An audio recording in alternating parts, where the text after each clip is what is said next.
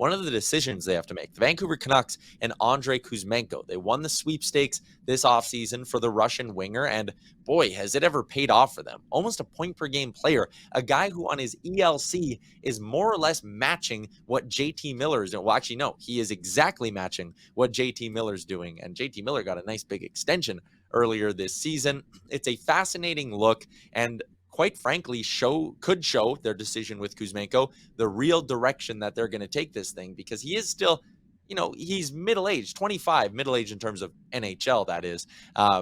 He's put up a ton of points, but he's not exactly a play driver. And if this guy wants a big extension, I wonder if the Canucks, well, if they want to give it to him or if they can even afford to give it to him. Mike, should the Canucks look to keep this guy in the fold going forward, look at an extension, or should they sit there and say, hey, he was kind of found money, now let's move on from him, get a second-round pick, get a prospect, get whatever, cut our losses now, but get an asset in return?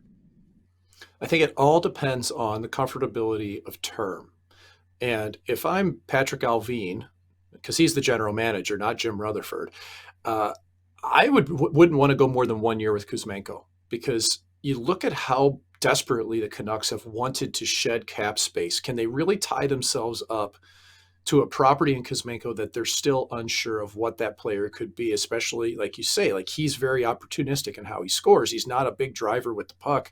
He can finish. I mean, he's going to probably score 30 goals this year. So, if you can get him at 1 year, maybe a $7 million deal, does that work if you're Vancouver? I would say absolutely.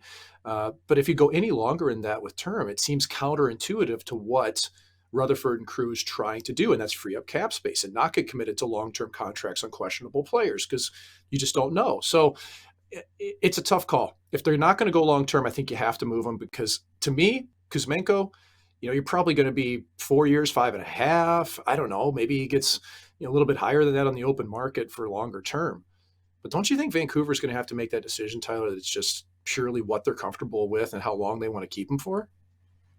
Yeah, I think that's kind of step one of the decision. But step two would be, what can you get for this guy?